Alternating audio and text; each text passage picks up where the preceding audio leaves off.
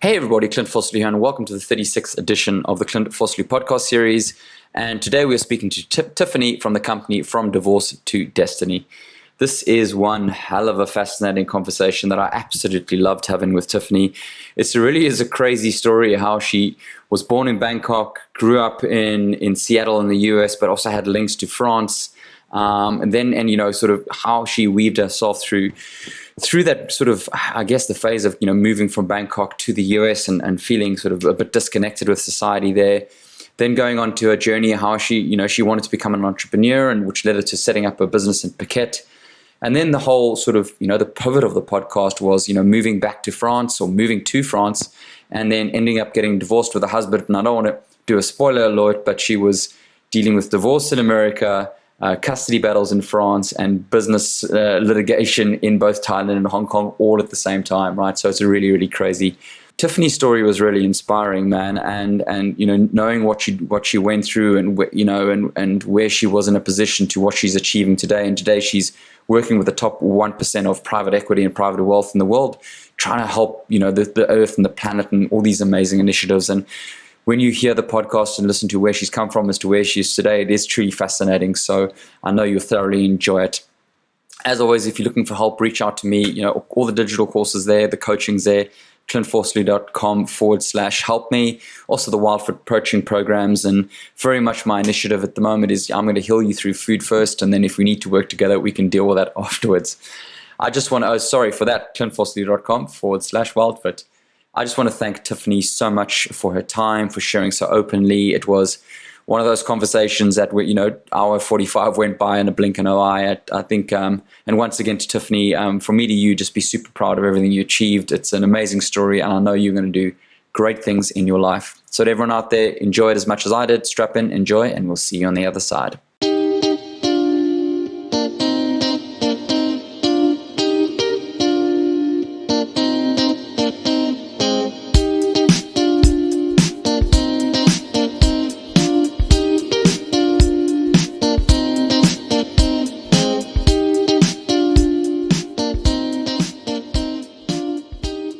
Hey everybody, Clint Vosloo here, and welcome back to the 36th edition of the Clint Vosloo podcast. Today's title is From Divorce to Destiny with Tiffany Harnsongkram. I hope I've got that right. Tiffany, welcome to the podcast.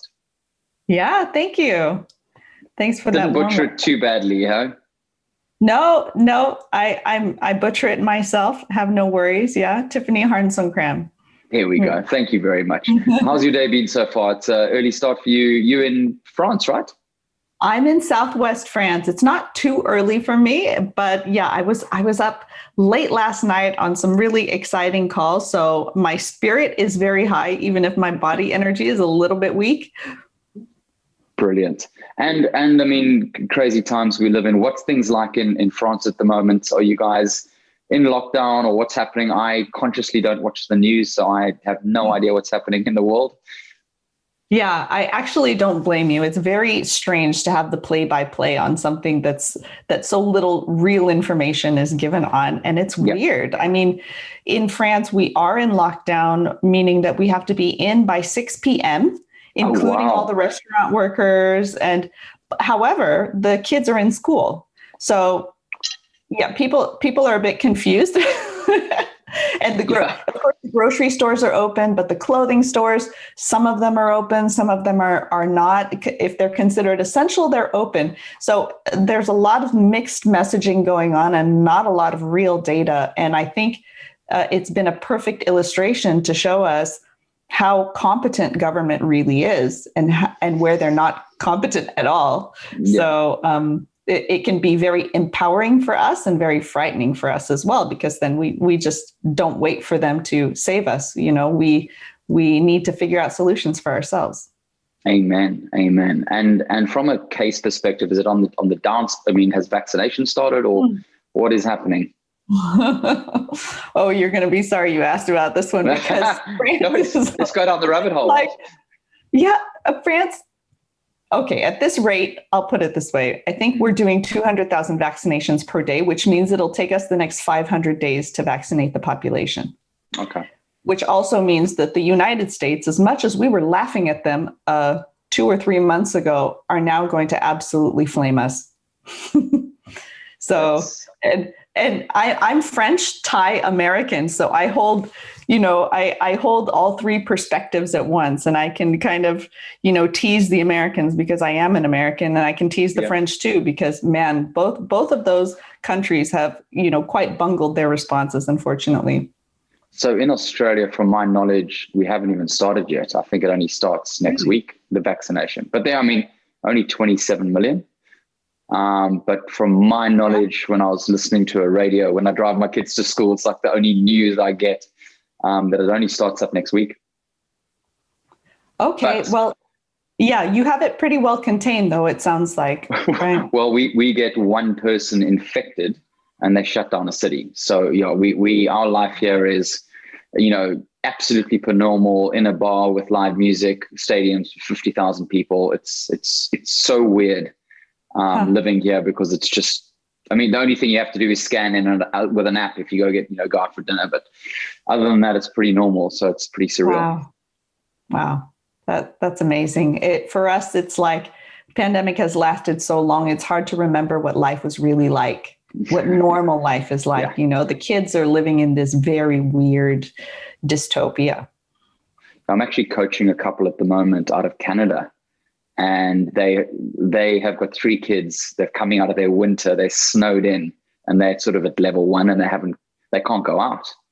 And for literally 13 months, they've been in this cocoon with 3 children, snowed in. And they just, I think the wife last week went to the grocery store for the first time in like 3 months, and it was like an event. She was like, "This is amazing. I went to a grocery store." So just for their mental health, it's crazy what they're going through.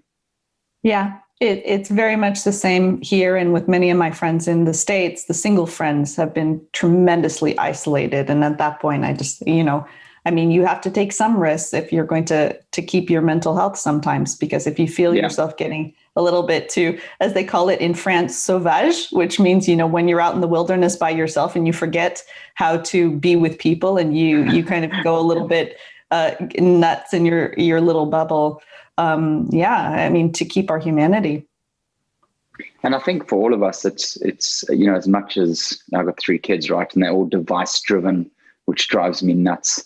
They're always on their phones. It's what this last year has truly shown us is how we all do crave that human connection. And we are, I'm a very spiritual being in a collective force and all that stuff, but we all crave that and long for that. And, through all the, I guess, I've seen this whole thing as a bit of a blessing personally for personal growth and, validation of path and all that stuff. But it's enforced to me that we as humans want to be connected, and we miss each other and we long for each other because we are tribal beings. It's going to be really interesting to see what we come out of this with, because we have a high appreciation now for touch. And I think touch has become something sacred to us now. And at the same time, we're going to have to reprogram our own fear and paranoia around being close to other people and touching other people. Because I've seen myself even in the grocery store, kind of avoiding people, or trying not to touch people, or trying not to touch things that other people have touched. And that's now become part of our consciousness as well, all the while craving touch. So I'm very, very curious to see what we come out of this with. It is one massive experiment. Because, if you look at, for me, it was an amazing opportunity to get off, flying around the world, doing that game, right? And just pause. That was a good thing, good for Mother Nature and the earth and all the other things that were good for. Terrible for the airline industry, but that's the other side. But it's going to be, as you say, like let's pull everything forward 18 months, 2 years when everyone's back. Or as a human race, we're just going to get back on that treadmill and keep going and push harder and push Mother Nature harder and push ourselves harder? Or are we going to be retrospective? I don't know. It's going to be fascinating. I don't believe we will, actually. I have a lot of hope for that. I've spoken to so many people. In fact, I'm very social, but I'm social online. I'm in Zoom meetings all day with business meetings and coachings and things. And nearly everyone that I've spoken to has gotten more in touch with nature and has valued that far more. And I think that, the same story as you've said, with being on a plane every week or flitting around the world, they're relieved to have had a break and have had a pause and had time with themselves and their family. And so they're not planning on going back to that. Very few. I think I only counted 1 or 2 people out of hundreds who have said, "Oh, I can't wait to get back on a plane." I mean, my diamond shoes are too tight, but I'm desperate to go snowboarding again. That's I want to go to Fiji to go surf and go snowboarding, but those are serious first world problems to have. Yeah, sounds like a nice life, though. It's good. It's good. Anyway, let's get back to the podcast. Let's not talk about COVID and the world and get why we're here today. So as we always do, I always love to do is just to get to know about everyone, like where you grew up. From what I picked up with your your triple nationality, it's going to be an interesting story. Yeah. Where you grew up, what you're interested like with a kid, just early life, and just to let everyone to get to know you a little bit. Yeah, sure. Well, I think, it is pretty unique to have a background where you're growing up in 3 different cultures, and mine are French, Thai, and American. My father being a Thai Airways pilot. So we were flying around. And I grew up with the kind of vision as the globe as a home, as kind of a small place where we grew up with all kinds of expatriates in our community. So that mix of culture to me was just very logical and enriching, and also being able to kind of put on my different hats of, how did the French see the world? How do Americans see the world? How did the Thai, which are very different. I have to say, it's not, like we're talking about completely different worldviews, and seeing how we're so similar and seeing where we're dissimilar, to me has been fascinating. And, since then I've gotten my Antarctica passport, which is kind of an art project that a university in London did, just to say, in Antarctica, anyone can be a citizen. Everyone can have a passport, just saying that, we all belong to this planet. Yeah. And just last week I got my Estonian e-residency card. So it's been interesting growing up there and with people from different religious backgrounds as well. My parents were evangelical Christians and became so when I was about 2 or 3 years old, converted with some missionaries that were in Bangkok. Yep. So also, seeing the lens through culture and seeing the lens through religious culture as well, and different pockets. Of course, Seattle has its own culture where I grew up in the States. Seattle is the kind of the techie scene, and everyone's like really sarcastic and snide, but also quite open and kind. And so, I grew up kind of in that bath of being able to put on different hats, put on different outfits, and try to see the same thing from 2 or 3 different perspectives, knowing that, there wasn't one false one. It was just a different way of looking at it. So just from picking up what you said, obviously born in Bangkok, when did you move to Seattle? Was that part of did your dad stay with Thai Airlines and move to the US, or how did that whole shift happen? Yeah, that's exactly it. So I was born in Bangkok, and the pollution was so bad in Bangkok that my mother, who was from Paris, wanted to move to Paris for a year. And then my father decided to move the whole family to Seattle because that is where he saw the most trees, literally. There you go. Yeah. He just said, "Oh, this place looks green. Let's move the family there." And since he had been flying there with his airline, we set up a base, literally an airline base in Seattle. And so I grew up, I was there until I was about 24, with having spent a year at jazz school, of all things, in France, and then decided to become an entrepreneur. So I was in Seattle. I had a Soma NeuroMuscular Integration practice, which is like an alternative healing therapy, let's say a physical modality where you're aligning the body's fascial tissues. And that was really fun and really cool. But I felt like, I'm just helping one person at a time. It's a bit slow for me. I want to have more impact. I want to, do something that feels more meaningful to me, even though it was a wonderful, meaningful thing to do for that one person on the table. But it was only one person on the table. And then I became an entrepreneur, moved to Phuket, Thailand, and lived there for 7 years. So I really understand your surfing proclivities, because the beach life was just amazing.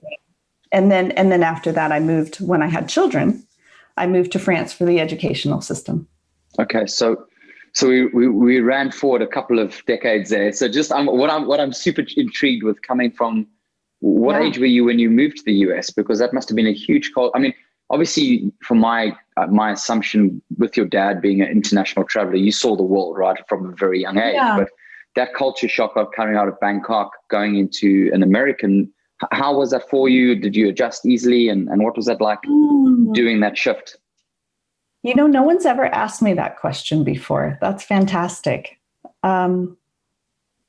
It was a double shift for me, because I was coming from a different culture where kids would kind of run around barefoot. And we had a big freedom in Thailand that felt kind of close to nature, where, you know, there were just fruit trees growing outside and you just go pick them, and people were kind of, you know, laughing and simple and easy, and nothing was stressful. Whereas you go to the United States, and mind you, it was the 80s. So everything was like Madonna, Plastic Girl, like everything was so made up, and people were really into television and shows. And so it was almost like, you know, where people say that television mimics life. It was almost like in the United States, life mimicked television. Like everyone wanted to be a sitcom. And so they understood that things were done in a formulaic way. With the end of every half hour, something had to be resolved or happy, or people had to look a certain way, or people had to act a certain way. And you were always telling these jokes, but these jokes were very, they're very positive sitcom kind of, you know, it wasn't natural.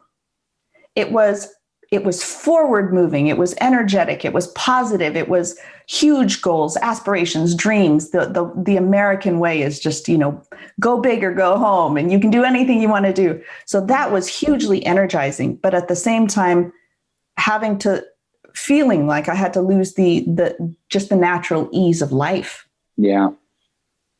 Like, and do you think the temperature, because it's, I mean, from my know, I've only been to Seattle once, but it gets super cold, right? So coming from that sort of tropical climate into not only the concrete jungle, but the cold, because I lasted, I think, 3 years in London, and then I was out because it was just too cold for me. But do you think that also had an effect as well? It is somewhat similar, although I don't remember being affected by the cold, but I can say that people in Seattle generally are affected by the weather, and they tend to be more depressed. So I think as a culture, you feel people are a little bit less positive than, let's say, in California. And that's just, you know, that's natural. What happens when you're lacking in vitamin D and outdoor activity. And but I didn't, as a child, I didn't feel it. I didn't feel it. It just, moving to Seattle was just a little jarring in the way people were so made up, so perfect, so Barbie perfect. And I think, I think that America has kind of a reputation for that as well. You see everybody in the shows. So it took me a few years to adjust to that, especially looking the way that I did. I'm Asian, I've got freckles, which was also already highly unusual. And then I had glasses, and then I had braces, and, everything was wrong basically for quite a while. Yeah. So basically you saw Seattle like I see Instagram today, probably. It's probably a fair assumption, where it's just this fakeness of everything, which freaks me out quite a bit. And I have to say, it was at the height in the 80s. I mean, wow, everyone was in neon. Yeah. And spandex, baby. Spandex was big. Spandex. Yeah. Oh, but I remember my first pair. Yeah. Doesn't Seattle's legalized marijuana now for all accounts, so hopefully everyone's chilled out a bit there. They have turned really green. Okay, that's awesome. So it's fantastic. You go to any restaurant and they're going to tell you where they source their meat and where they source their vegetables, trying to do things locally, trying to do things organically. There's a high consciousness there, but I have to say it also comes with an interesting wealth factor. The whole West Coast, tremendously wealthy with tech and very, very intelligent, but at the same time can be a little bit removed from, what happens in the third world, can be a bit removed from human compassion and empathy, because it is so heady, so very heady, and not so much in the heart. So that's why I love the mixing of cultures, is because we all bring something to one another. You take some of these wonderfully heady, intelligent, techie people and you combine them with a heart-filled project, and there you've got a winner. Yeah, beautiful. So sort of leveraging towards, after you left school, to the body work, what is your interest in that from obviously, you wanted to be a healer, and how did you end up in that field, and did that always interest you, and how did that whole sort of, the muscle alignment work happen? Yeah, I've always had a tendency towards wanting to help and heal. And I think part of that was a need for me to educate myself on my own body and feeling comfortable in my own body. I was very academic myself, really into reading books and stuffing my brain with as much information as possible, and feeling quite a disconnect between my head and the rest of my body. In fact, probably feeling quite disembodied, not wanting to be in my body, in other words. So this was a real education for me in getting in my body, feeling comfortable in my body, loving my body, and understanding how other people felt in their bodies. And the education I received there was absolutely invaluable in nearly everything else I've done in my life, because I can look at somebody now with the eyes of my Soma therapist eyes and figure out what they're feeling, know where they're feeling unconfident, where they're feeling discomfort, even emotionally. I can scan somebody's posture, scan somebody's body, and intuitively feel into their energy and what's going on. So that's really interesting to me, when you literally put yourself in someone else's shoes and you feel in your body what it's like to be them. It gives you another depth of being able to understand and reach somebody where they are, maybe see things that they can't verbalize. Yeah, I'm busy going down the whole energy healing rabbit hole at the moment. Busy listening. Yeah, there's a book called The Energy Code. I've actually got tomorrow morning early, I'm driving down 2 hours for actually an energy healing. Myself, I've got gunky arthritic knees and tried when I say everything, like past life healers, sauna, ice baths, clean nutrition, everything. And my knees just won't come right. So I'm actually going on the energy blocking now. I'm actually going for a healing tomorrow. So hopefully when this goes live, my knees will be clear. Yeah, I know when I have problems with confidence, sometimes I have problems in my knees, and it's supposed to be a place of stability and being able to kind of stand in your confidence and stand in your truth, let's say. It doesn't always mean that, though. I think, sometimes we have energetic problems and sometimes we have physical problems, and knowing which problem you have is important, but sometimes you don't know and you just try it all, you try it all, fine. Right. But for me, I know, and what I've noticed in people is that the knees come when sometimes you've taken a hit in your confidence, or you've taken a hit emotionally and you're not feeling like you're standing on firm ground within yourself. And then the knees start feeling the pain, because of course, if your knees are bad, you don't know when you're going to fall, or you don't know when you can trust them to take a jump or take a twist or whatever. So those are kind of the emotional parallels, let's say. I'm fascinated. I'm a bit of a human guinea pig, so I'm so excited for it. It's gonna be good. See what happens. Yeah. So once you did that work, why choose Phuket? I mean, are you assuming you had the globe to look at? Coming from Seattle, why not Bangkok? Why Phuket? What if you can think back then to, I think you said you were 24. What was the decision tree like, or wasn't there one? Well, it was to do with my ex-husband, actually. He's French, and he wasn't adjusting to life in Seattle. I think, the standards in Seattle are very high. People are very fast moving, and And as I said, just really brilliant and motivated. And he was trying to find his footing, also trying to learn English, but just professionally struggling. And of course, the price of real estate was just skyrocketing at that time because of tech. And so we decided, let's go somewhere and be entrepreneurs and see if, you can do something that's going to fulfill you in life, because he was really looking for his path and I was flexible. So we decided on tropical island because why not? That can. And it was a great decision. I mean, living in Phuket was a beautiful way to spend the first few years of marriage. And Thailand has, Asia just in general, has a wonderful energy of staying relaxed while doing a lot. So we got a lot done. And because there are so many people to help you do everything, whereas in the West, you can spend forever on administration and getting this task done and that task done. In Thailand, you have people helping you with everything. So we were moving forward and building enterprises kind of at the speed of light while spending a lot of time at the beach.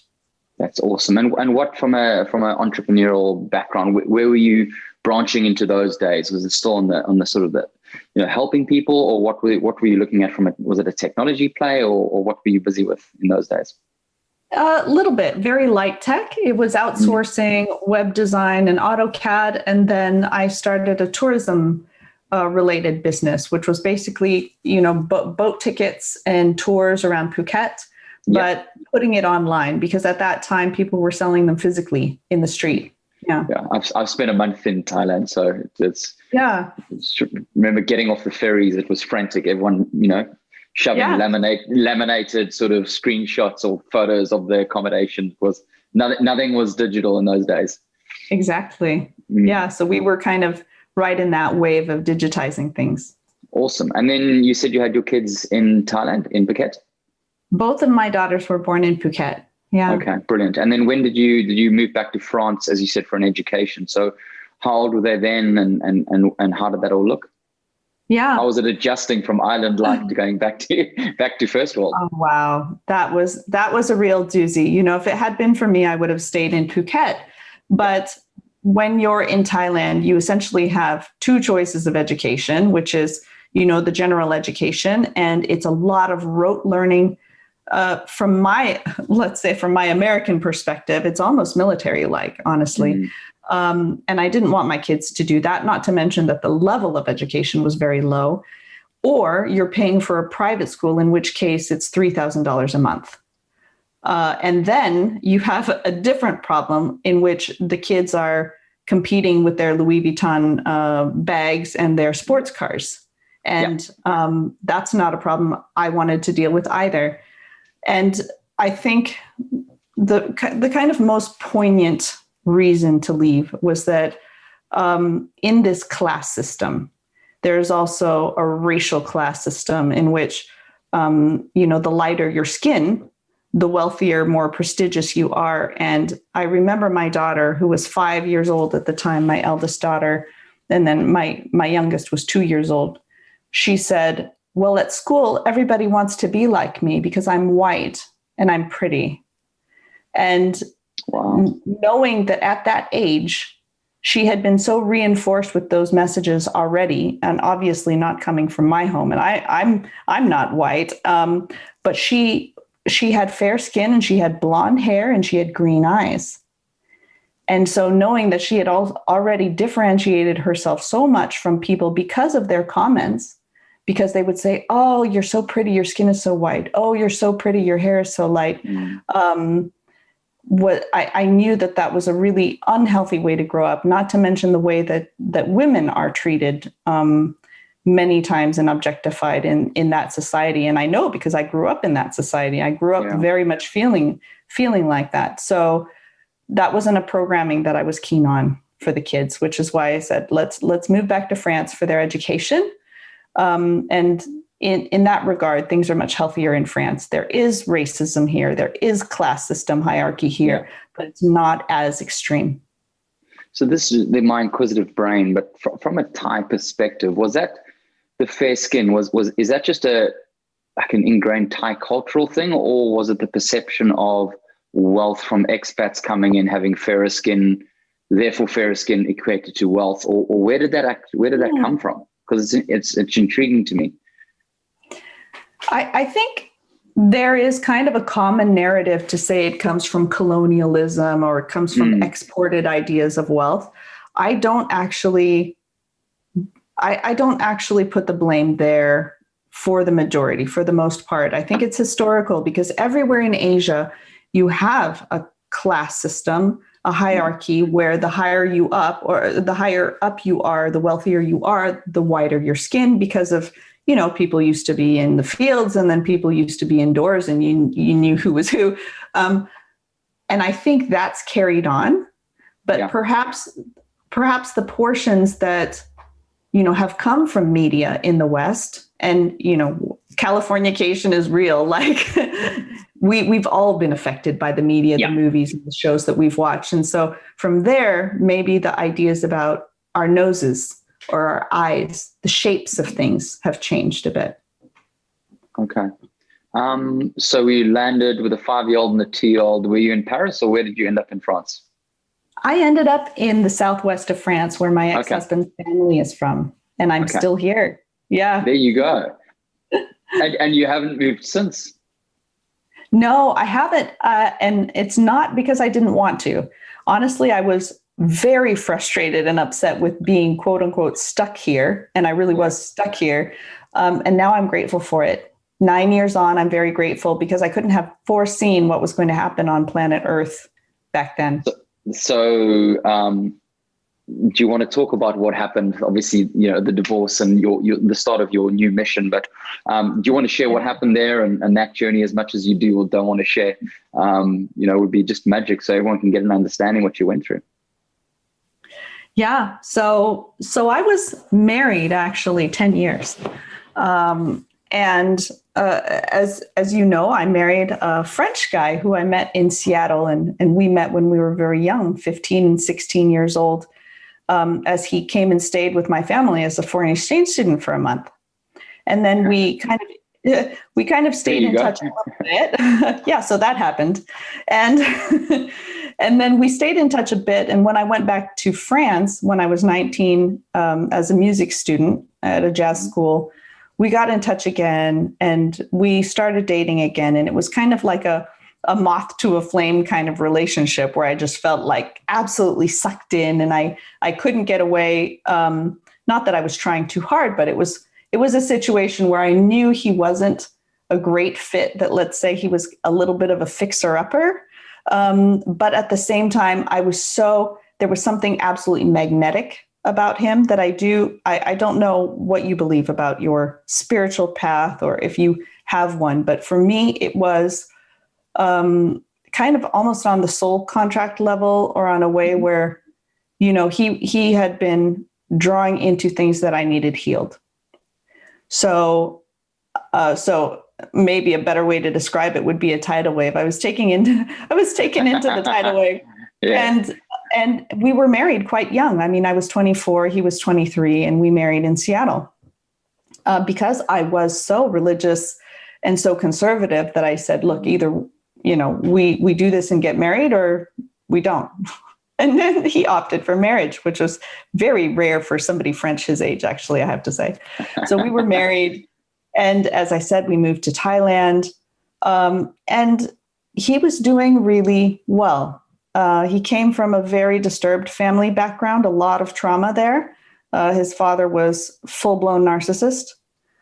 His mother suffered a lot from that, and I think delved into a state of paranoia. So he didn't have any stable, loving, generous parental figures in his life. And that's not to mention, the rest of family dynamics, but needless to say, there was a lot of trauma there. And he was doing really well as being adopted by my family, which I'm very lucky. I had tremendously supportive, loving parents.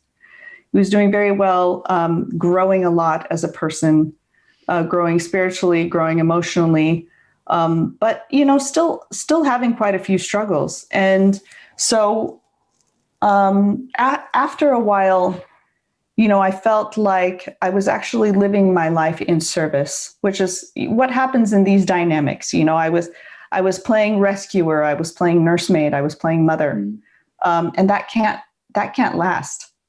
It's not a sustainable relationship. Let's put it that way. But in that, my self-esteem had gotten so low because he knew that in order to keep me, I would have to be criticized and debased on a regular basis. So I had felt like I'd completely lost myself. I was only a shell of who I used to be. I used to be bubbly and outgoing and confident and into music and into dance and expressive and artistic and really motivated. And I looked at myself, and after a few years of that relationship where I had been giving a lot as a caretaker and receiving a lot of criticism and put downs and a lot of control, actually, jealousy and full financial control and, things of that nature where he was trying to keep me. I just wasn't me. I just wasn't me. And I saw that. And then knowing that I had two daughters that were watching this and watching the way we were interacting, there were months that would go by where he wouldn't even, address me as a person. I would be essentially addressed as an employee. And so, there was one day where he came home and just, we hadn't said hello, hadn't spoken at all, not how are you, but just, started giving me orders as soon as he walked in the door about, you need to do this for me and you need to do that. And why haven't you done this? And I've been taking care of the kids full time, all by myself with no help.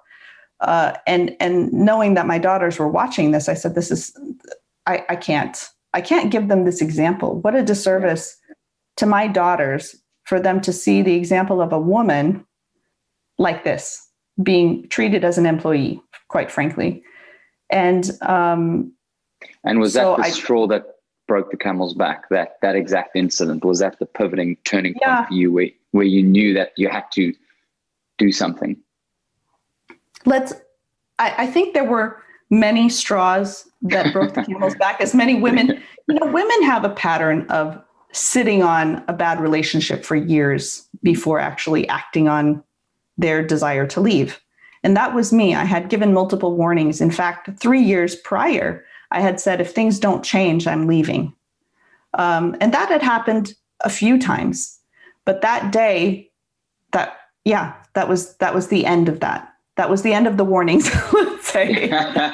This is the 18th time I'm telling you I'm leaving, and I mean it this time. Yeah, I'm counting to 10.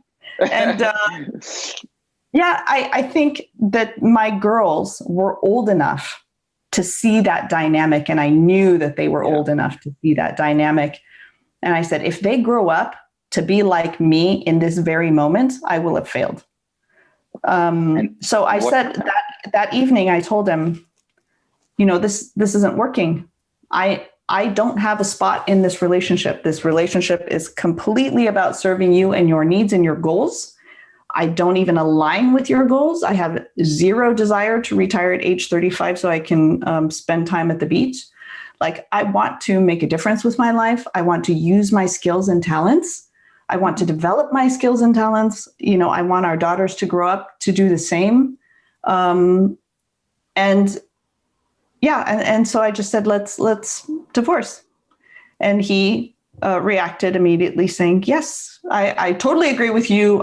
I want the same thing. Let's do. And of course, now I know that was posturing at the time, kind of an egoic posturing response. But I thought we were on the same page. And I said, let's do this in a lovely, friendly way. Let's remain family. Just because we're not married doesn't mean we can't be family. Let's raise the girls together. Let's stay close. Let's do holidays. Let's do vacations, whatever we can do as friends. But let's, and at that point, it was really like he was a brother to me. That was the dynamic, because obviously when you're caretaking somebody for that long, there's not a lot of physical attraction. And I have to say that at that time, I felt like I was sexually broken because I had no desire. And so the thoughts I had on myself, my self-esteem being so low, thinking that no one was going to want me. No one was going to want a single mother, especially one, in my position where I had nothing to show for myself because I had given so much to the relationship and the family that I didn't have my own, quote unquote career. And then feeling like I was sexually broken at the time was just like, it was a huge risk for me to walk away because I felt like I was walking away with very little. Can I ask you just another question, just based on something you said earlier about coming from a very, very sort of strict religious background? I'm assuming that played heavily on your head and heart when you. Well, let me preface this further. I think it's amazingly brave what you did, right? Because I deal with a lot of women who are in that same situation and do stay. So I just want to commend you for actually doing that. I think it's amazing as a starting point. But did that staunch religious upbringing, I'm sure it must have weighed heavily on the decision, well, I'm not actually meant to do this, right? It's till death do us part. All the stuff that was obviously a very important part of your parents' life, which was, gets transferred to you. How much did that weigh on you during that decision process? It weighed so heavily that I'm going to probably do an entire course just on that. Overcoming religious guilt in divorce. Yeah. Because the messaging that I had received from my religious upbringing was that divorce was not an option. That divorce was probably one of the worst things that you could do, one of the worst sins that you could commit, that my children would be messed up for life if I did, and that I would be worthless if I did. I would be completely undesirable because I would have the scarlet letter A. So the relationship had gotten so bad that all of that was still worth it to me to yeah, that's fine. Overcome. I look good in scarlet. Yeah, exactly. I just had to kind of choose to take the risk of all of that happening, all of the fallout, and leaving my church. I mean, at that point, I was so involved with my church. I was one of the elders. I even gave a sermon on Sunday. I was leading Bible studies. I was doing, I had been a worship leader for years. I had been church secretary. I was highly, highly involved in my churches that I attended, both in Phuket and in Seattle. And that was deeply important to me, in knowing that I might be rejected by the people in my church, that I might no longer be seen as a role model or a leader in any capacity. It had to be worth it for me to lose all of that. And so that was, honestly, I think that my divorce came at the very same time as questioning my religious beliefs and questioning the validity of a system that would keep me in a relationship where I was not even really alive. And trying to understand what God, and now, what I would call spirit or the universe, would want for my life. What was my life made for? What was my purpose? Was my purpose to help this man retire when he was 35 so that he could go fishing? Probably not. Yes. And it's so funny for me to think about that now, because honestly, like, looking back to where I am today, the conversations I had yesterday on the phone and on Zoom were talking about ways that we can actually very legitimately reverse this climate change situation, where we could very possibly help 4 billion people get addresses and access to basic services. These are the conversations I'm not only involved in, but sometimes leading right now on a daily basis. And to think that I could have given that up for remaining in a marriage where I was serving somebody as their quote unquote helpmate. He would have been fishing at 35, right? Come on, surely that's worth it. Well, we might have gotten sick of fish. That was also another risk. But yeah, it was just, it's very funny to think about, and it's not funny at all. It's very sad, but it's so shocking for me to think about how long I stayed in that relationship because of my religious beliefs, because I felt so bad and so wrong leaving and now looking back, there's no way that was the wrong decision to leave. There's no possible way. Looking at where my life is now, no one, I don't care how religious they are, they could look at me and say, oh, you would have been better off and your children would have been better off had you stayed in the relationship. I'll finish off with an amen. So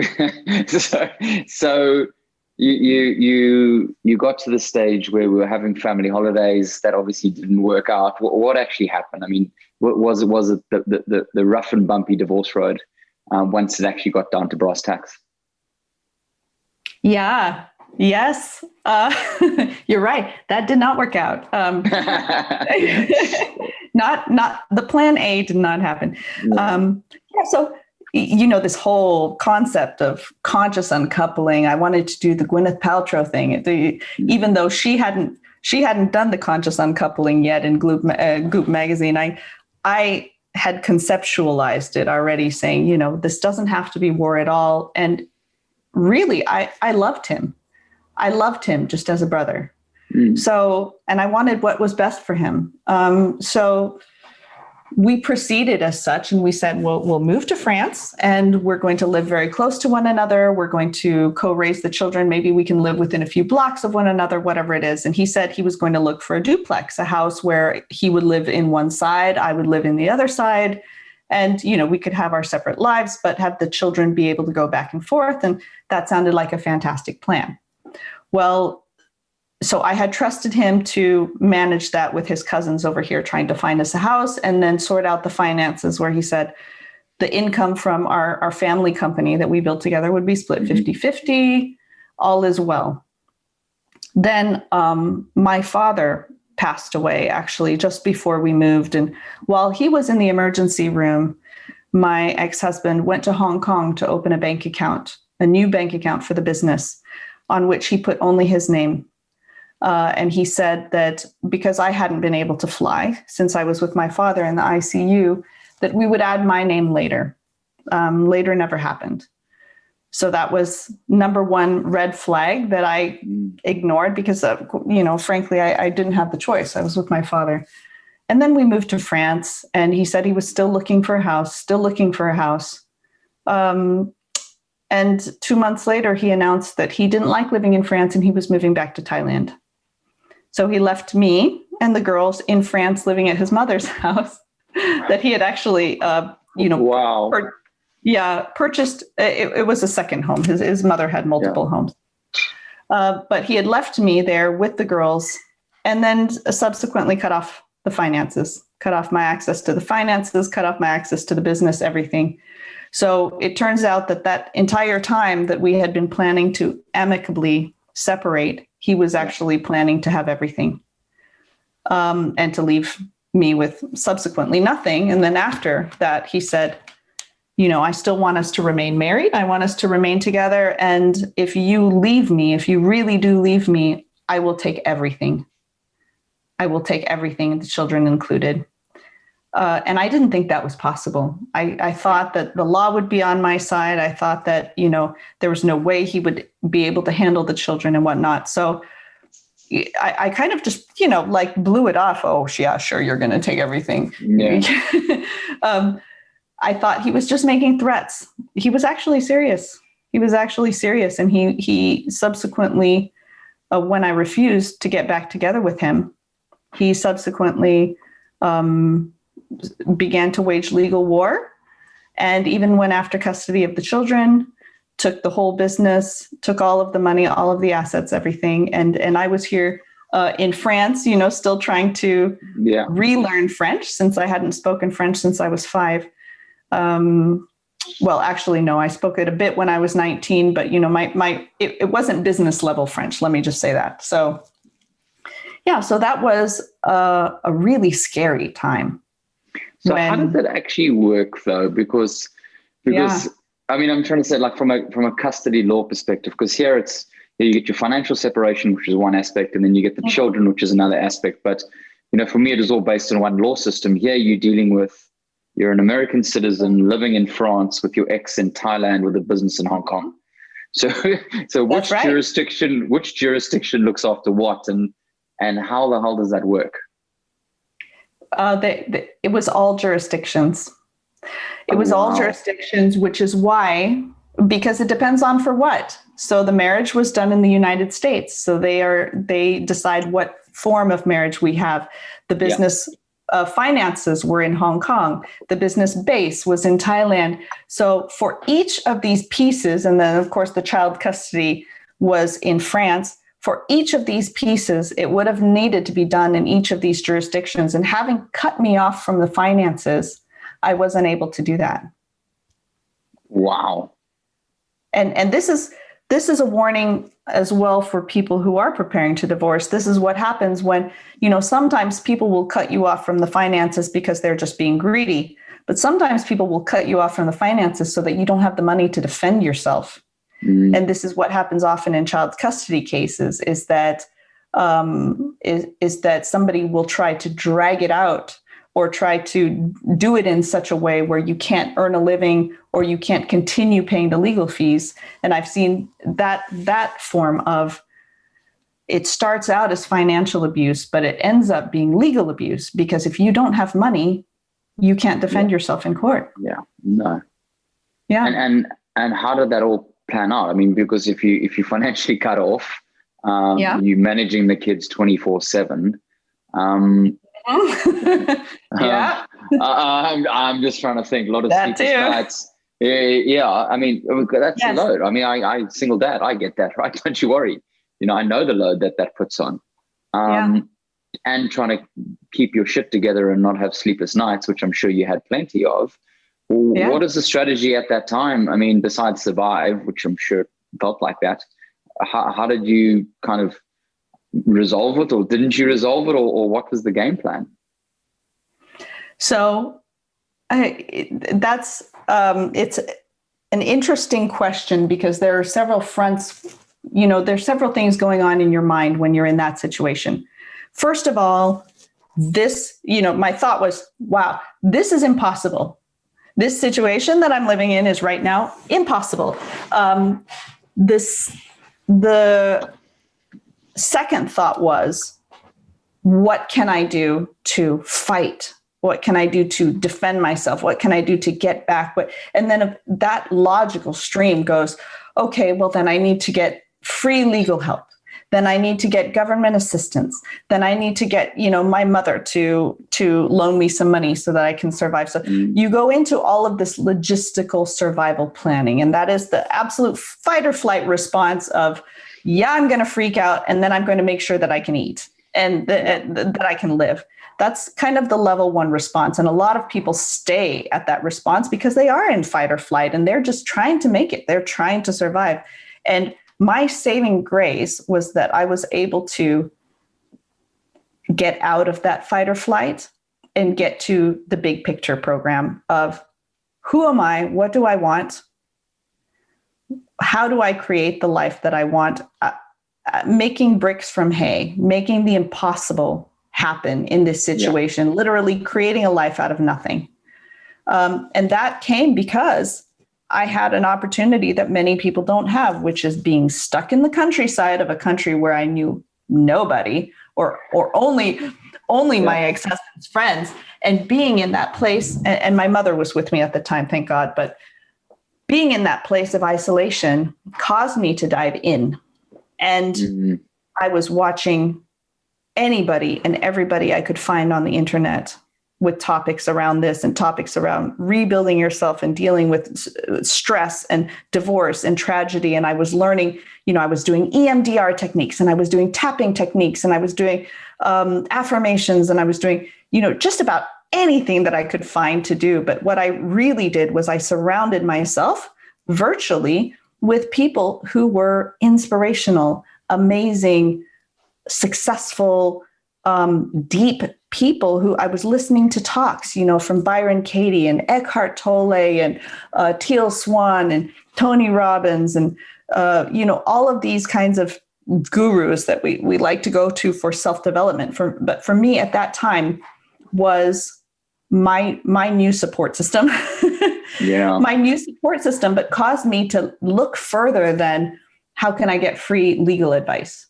which I did get free legal advice. I did all those things, which again turned out to be far more disastrous than maybe if I had done nothing at all, because the legal advice was so bad.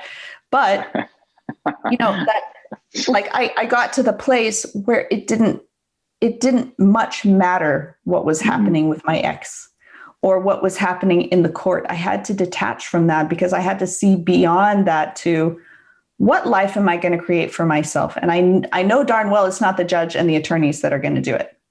I have to be the one to have the vision to decide, what I really want for myself. And I went back to that impact and purpose. And it seems ludicrous to say, I'm a single mom on welfare out in the middle of the countryside, no job prospects, no money, no friends, but I'm going to decide to become somebody impactful in the world. It's That's like, amazing. What are you talking about? It's possible, though. It's absolutely possible. And I can't really tell you how I did it. I mean, I can tell you step by step, but it's, as you said, it's energetic medicine, is where your energy is, where your energy is focused and what you're building. I could have focused all my energy on the court. I could have focused all my energy on the survival, and I didn't. And thank God I didn't, because that's still ongoing. The court is still ongoing 9 years later. 9 years. Wow. But something you said that's probably hammered at home. I always talk about tribe, like finding your right tribe, right? And I only want to, I do my best to surround myself with exceptional human beings. I want to be the dumbest person in the room, right? Because you want to be around exceptional people, because suddenly you just go into that expansion space, right? Things you think that are unachievable. I see people physically almost twice my age doing stuff, and I'm like, oh shit, he can do that and he's 60. I better get my game up, right? It's being around those people that creates expansion and creates that. And I love that word, detachment, right? Because you could have sat there in the countryside and stressed about the court system. You're not going to influence a barrister sitting somewhere. No. That's just low vibe, bad energy. And so that is an amazing use of a very, very shitty situation. And so I think I told you this, like, I hesitate telling people about how shitty it was, because even listening to my story, it seems that people get almost traumatized and triggered just listening to how crappy it was. And then they get stuck there. And then they get stuck in that thought about fight or flight, and, oh, that's not fair. And, oh, that's horrible. And, oh, you must be so suffering and traumatized. And, oh, the human mind wants to go there so fast and stay stuck in that space. And I think it's hard for people to understand when I tell them that is the best thing that's ever happened to me. Honest to God, the best thing that's ever happened to me, because I never would have uncovered who I really was had it not been for all that flame and fire. So was that when the concept of Divorce for Destiny, which is your company now, was that when it was born, once you sort of, came out of the spin cycle and started looking at expansion? Was that where the concept for the business came? I wasn't thinking in those lines at all, because I was so focused on my purpose, actually. So the purpose that I came out with my visioning and my vision boarding and my goal setting and all of those things, was that I wanted to influence the top 1% of wealth in the world to make more compassionate, more global decisions with that wealth and how they were using it. And so I went in that direction. And, I believe in serendipity. I believe that there is spirit out there opening doors for us and making pathways for us. And I decided this when I was out in the middle of the countryside. An opportunity came my way, and I knew it came straight to me. It was made for me, organizing conferences for the top 1% of wealth of the world and talking about impact investing, which is also what I'm involved in now very heavily. So that was just a direct answer to a very clear intention of mine. And I took the job, and I killed at the job, because that job was made for me. It was literally made for me. So talking about the universe and spirit, it's the way I see that. It's almost like you placed in Seattle to see the high net worth people, as you said, being head heavy and not heart heavy, right? So you had that growing up, you saw this wealth that could be used elsewhere. And that probably did that beautiful full circle, which took you straight back there to use that wealth in empowering ways. So I see that as amazing. There are a million ways in which our life shapes us for the exact moment in time which we are purposed for, if we allow ourselves to get to kind of our highest potential, or if we can see ourselves to our highest potential. There are thousands of ways my past had shaped me perfectly for that role. And there are 100 more ways that role shaped me perfectly for where I am today. Skills and bizarre events that logically don't go together at all. So, I stepped into that role knowing that it was made for me, with the assurance that, hey, I don't know what the heck I'm doing, but since this role was given to me, I know that it's going to take me where I need to go. And so now I'm forgetting the original question that you asked me. Actually, was it was how did Divorce for Destiny from Divorce to Destiny come? I said, was it that? And you said, no, you're finding yourself, and then that role came, and then you took that role, organizing that event. I wasn't even very solid on where I was going, because I hadn't proven to myself that it would be successful, that my little experiment of diving deep into myself would be successful in any way. I was just trying to still survive, but also have my own personal mission. And that grew and that grew and that grew. And I'm in a position today that I would never have wildly dreamt of when I was sitting alone in my bedroom watching YouTube videos and TED Talks. And like the biggest possible dream that I could have had that day wasn't a tenth of where I am today. Wow. Because the dream just kept getting bigger and bigger and bigger. And as I went along, and it's not as if, I just took off on gossamer wings and everything was smooth and easy. But, there's a lot of ups and downs and difficult moments in that time. But knowing that this growth path was made for me, it's meaningful, and this is where I'm supposed to be, makes all the rest of it easier. And during quarantine is when the idea for From Divorce to Destiny came, because I had friends who were struggling with divorce and realizing that there weren't the resources out there to explain to them what a wonderful catalytic event this could be for reinventing your life the way that you want it to be, getting in touch with your highest path, and allowing yourself into that elation without the fear and the guilt, or with reducing the fear and the guilt and the shame and the pain that you can go through in divorce, a lot of which is caused by our own thoughts and our own conditioning that was false.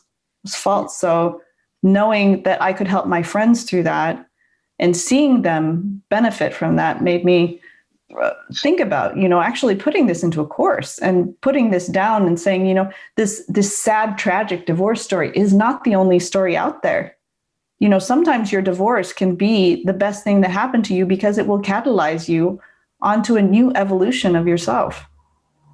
I mean, I know for me, hands down, it is. I'm so thankful for it. Right, it hurt like nothing else. But it's the way I look at us humans, we stubborn creatures, right? We don't change. Humans don't evolve, and you'd probably know this coaching people. It really takes a person's going to want to change and want to ascend and want to evolve to actually work with them. And I know a lot of people through divorce just, end up in another relation, keep the same pattern, and off they go. But it's that unique, amazing opportunity, the way I see it, where you are in so much pain, where life does suck so much that it is time to look in the mirror and evolve and say, well, if you're ever going to evolve, this is the time, right? This is the time to do it. And I agree with you 100%. It's an amazing opportunity. And I for me personally, I could never thought I'd be living the life I live and be helping people. It's just none of that would have come if I hadn't got divorced. I'm so glad you said that, looking in the mirror and, being able to help other people. when you get in that position of radical responsibility, radical personal responsibility about who you're going to show up as in this lifetime and what you're going to do with your precious, wild, and crazy life, and that it's all on you, that realization and taking those reins is a completely different space, a headspace from where I was before when I was married. And having that depth of experience, having that depth of pain adds to our ability to understand and be compassionate for people who are in the fire and who are in the pits of despair, who are dealing with these challenges, knowing that yes, it's really horrible and painful and deep, but there's treasure down there that you can bring up to the surface to enrich your life and enrich who you are as a person. So from the work you're doing on the top 1%, I just want to roll back there. What other projects are you busy with? I know I looked at your website. You wear many hats. So you just want to chat about all the other things you do, and then I think we'll start closing it off, just talking about more on the why we're here for your company, the divorce company, and what that offers. But just all the other hats that you wear in the world. You just want to fill us in on all the other things that you do. Yeah. So, well, I had been in the family office space, which is, again, the top 1% of private wealth owners in the world, and talking about impact and talking about where they can invest, things like green energy or regenerative farming or changes in the way that our systems, general systems, are built, whether it's education or just policy around different things. It's amazing what humans can do when we organize ourselves. So I stayed in that space and befriended a lot of wealth owners, befriended a lot of incredible innovators who have solutions. That space inspires me so much because we hear about the inevitable catastrophe of climate change, of refugee displacement, of food shortages, of pandemics, of all of these things. And very rarely do we hear about the solutions that are out there. And frankly speaking, the governments don't have them. The governments are very often bottlenecks to having them, and that can be huge facilitators to distributing and funding them, but are usually quite behind the curve, quite behind. So which is why we need private investors to come in and fill in the gap, because government is so slow to react, as we've seen. So I stay in this space because not only is it really exciting and hope-filled, but also because when we convene people together around ideas, they can move mountains. Think back on 5 years ago, how many people were building clean energy and how many people are funding and building clean energy today? That's because we focalized on an idea. So I'm involved in convening people, but I'm also involved in funding these projects that can very literally change the course of our world. That can absorb carbon, that can make carbon disappear, that can clean up water, that can deliver healthcare to people in the mountains with no address. These are technologies that are readily available, and we're able to apply them. All we need is to get to the right people and to get to the right money to do it. So here's a bit of a weird / coaching question I just want to ask you. Bear with me. No, it's just reflection. I think it's so amazing. When you were standing there, when you made that decision, the straw that broke the camel's back, if you heard that last minute or two that you just said about who you're working with, the change, the impact, I know you alluded to it earlier on, but would you have believed it? And how proud of would you have been, just to show people that, because that must be the most uplifting working with the most amazing, intelligent, successful people trying to help the planet. Can you actually believe that's you've achieved that? That's a fantastic, that's probably the best question anyone's ever asked me, honestly. I wouldn't have believed it. I wouldn't have, because I wouldn't have thought myself capable. I would have said, who am I to even get on the phone with one of those people. I don't have the intelligence. I don't have the skill. I don't have the background. I wouldn't even know where to begin, what to do. I think my view of myself and my view of life had been so belittled. There's no way that my brain could have even comprehended getting on the phone with one of these people who I now just talk to as if they were my neighbor or, my best friends, which many of them are. And we get these ideas of, worthiness, of who's worthy of what and what we're worthy of, that are also just false programming. Yep. No. Yeah. So not recognizing our own gifts. I mean, for me, the way I grew up was pretty humble. I mean, I was around wealth. My family in Thailand was very wealthy, but I never considered myself special in any way. And knowing that my specialness wasn't because I stood out in one area, but because I had put my finger in so many pies that I knew, what flavors to put together. That's not something that they're going to teach you in school. I wasn't an attorney. I wasn't a doctor. I was a generalist. There's no, nobody puts money values on that. Nobody puts money values on how do you read people's personalities and who do you know who's going to get along and who's not, and whose projects are going to get along and what leadership styles they're going to have. I didn't know I had those skills because those are never skills that people have on their CVs. Yeah. What is your skill? No, I'm a connector. What's that? Yeah. Well, I get the right people in the room. Huh? That doesn't work in a resume, but it's so important. Yeah. People say I'm the glue. I've heard that many times. I'm the glue. What is that? How much does that pay? I don't know. Net worth times what? 10 glue? Yeah, that. Yeah. I do glue. Yeah. So, thank you for answering that, man. Divorce to Destiny. How's that gone? How's it been? How's the evolution of? Is it digital only? Are you doing coaching? You're doing group work? I know you alluded to during COVID to help friends. What can you offer people to sort of who've resonated with your story and want help and looking for additional support? How, I guess, two questions loaded up here, but how was it trying to actually contextualize what you've learned into syllabus, because there's a lot. And secondly, how have you found helping others who are struggling?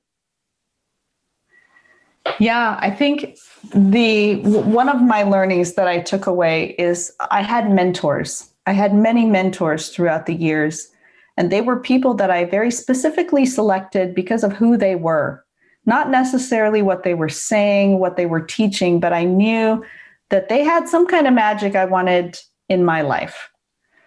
And knowing that there are many different teachings around divorce, especially around the legal and financial side of things, very heavily on the legal and financial side of things, I knew that I wanted a different flavor to be out there, a little different kind of a magic to be out there of the idea of rebirth, of rebirthing yourself as I had, like the phoenix, just allowing it all to burn up, allowing it to distill down to your essence. Who are you in the ash? Who are you? And then growing new wings and flying off into a new evolution of yourself. That to me was something that I hadn't heard out there. And so I was trying to communicate to my friends who were going through this and trying to sort out in my own mind, what was the process that got me thinking that way? What was the mindset that I had? And what kind of exercises or practice did I do that was actually really effective and powerful? Because I have to say, I did a lot. I was, as you say, human guinea pig. I was guinea pigging it. And I was trying to select the ones that were really powerful for me, or kind of mishmashes of different people's teachings that I had kind of taken, digested, distilled, and I had put it out as my own perspective or my own idea, or the way that I took something and shaped it for my life. And so I was taking kind of the best of the buffet, so to speak, and then adding some more spices to it and more flavor to it. but I was going on the different stages of what it's like to let it all burn. Yeah. The letting go process, I think, is probably the hardest. The fear of leaping off the cliff, the fear of losing yourself, losing your friends, losing your family, losing who you thought you were, because I was a traditional housewife. That's gone. Bye-bye. Whoops. That was gone. And all the things that I held dearly about my own identity were gone. I wanted to be lily white, pure, saintly. And I had to allow myself to, it wasn't go dark, but allow myself to be okay with, not being viewed as that. And even, looking at my shadow, looking at my sadness, looking at my darkness, looking at my own trauma that got me in the relationship in the first place. Why did I allow that behavior in the first place? And how do I not allow that behavior in the future? So looking at those processes and how did I rebuild myself? What mindset around money? Ooh, that was a painful one. My mindset around money and how money was my own worth and value and identity and how I lost all that. Yeah. Around family, what kind of a mother was I going to be when I didn't have full custody of my children? And what is a mother really? What are we meant to give our children as they're growing up and as they walk out our door? What do we want them to have? So I had built all this learning around these, and I put them into modules saying, how can we figure out what we really want for our lives and who we really are for our lives and who we really are at the core in our lives, and how to do that in a really easy kind of a step-by-step way so that we're not staying all this in the theoretical cloud, but we're making it very tangible in everyday life. Like, what does that look like in everyday life when you love yourself? What does that look like? What kind of decisions are you making today when you love yourself versus when you don't?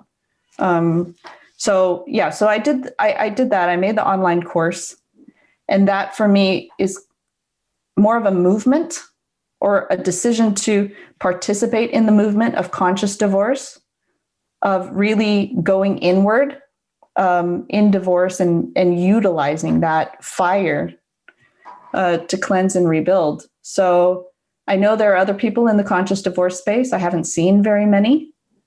And especially when you don't have a spouse that is in agreement with the conscious divorce. Yeah. So that was the journey, was building this for friends and then trying to put it out to the public so that this would be a thing. Like, this is an option. This is a very viable option. Not only is it very viable, but oh my gosh, what can happen to your life when you do this? I'm shaking my head because I know that opportunity is it's brutal, but it's so unique. It's so unique to have everything ripped from under you. The white picket fence goes, all that stuff goes, right? And the word you used there, that work around the identity, like that identity and releasing that old self and having permission to release that old self and stepping into whoever you are going to be.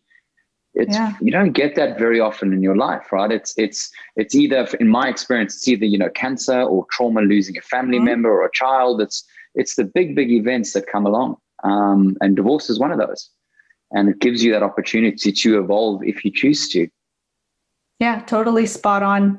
That's it. This is one of those rare moments in your life where you get to look at the totality of it and decide again. And taking the shame and the guilt away from that and putting the opportunity back into that, I think is one thing that drives me to say, hey, this can be really, your moment, if you allow it to be your moment, if you can see past survival. And, when I mentioned being around all these highly impactful, highly successful people, how many of them are divorced? An insanely high number of them are divorced, and that's not by accident. It's not, because, when we reinvent ourselves, we grow. We we evolve, we allow, we follow that flow of life, but that deepening, that wisdom that comes from going through such an experience will serve us in every aspect of life, like it has with me, with my career, with my ability to mother my children in a more conscious way. So I do one-on-one coaching, even though that's very, very limited, because my focus is on movement, on cultural movement. And so there's group coaching. I have a couple facilitators, even though I haven't opened that container yet, but that's opening soon. But so there's just the online course has a lot of videos, and it has a Facebook group where you can ask questions, and there is some interaction there. But the interaction with me, on a one-to-one basis is limited, as I said, because, I am doing this impactful work, but because we need to change the entire dialogue around divorce, the entire thing, and globally. I mean, in the States, people are far more open to divorce being okay. It doesn't have to be traumatic and horrible. Yeah.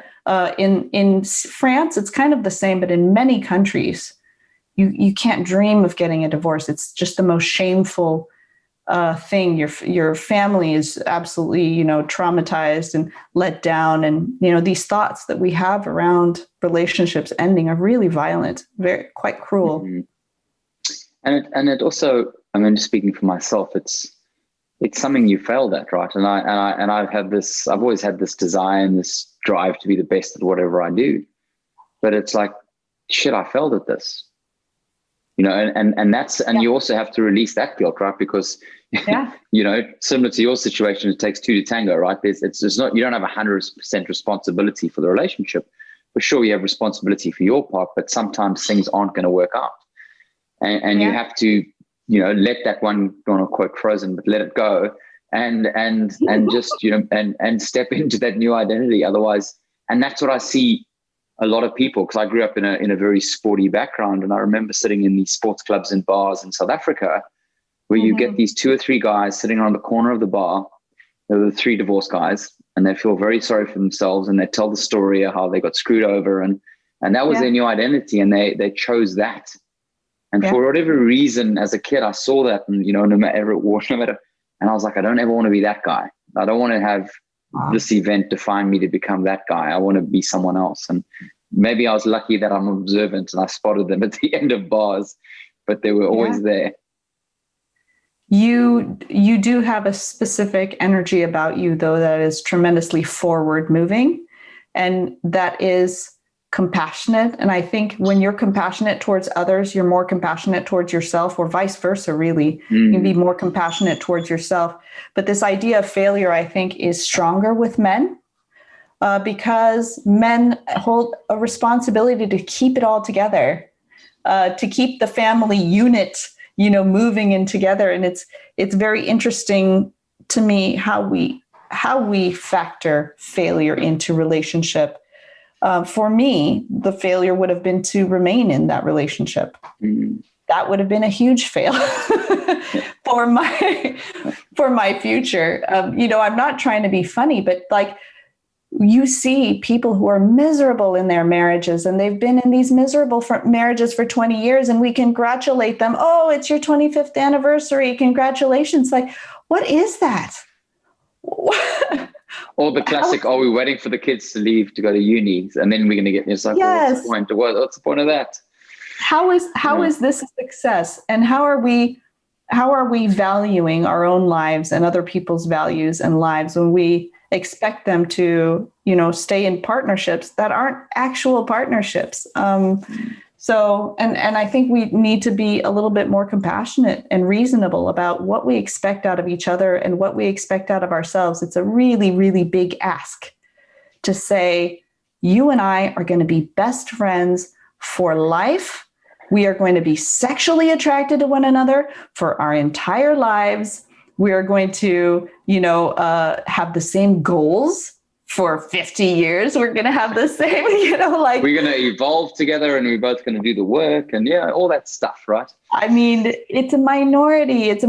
And that's not to say we can't do it or can't do it better, But let's look at the reality of the situation now and say, wow, it's a lot for people to be aligned on even 5 of these points, much less 10 of these points, and then remain aligned for 50 years. That's a lot to ask. And we don't have to make each other wrong for saying, hey, you know what, actually, like 10 years ago, I thought I wanted to be this person. And now I realize that that's not who I really am. I actually want to like go explore and, I'm going to be a hippie or now I'm going to be, really into like science, or now I'm going to, we take these twists and turns in our lives, and having this rigid idea of that the person is supposed to follow us in everything, or that the relationship has to remain the same throughout all of that, is really not understanding of how humans function. Mm-hmm.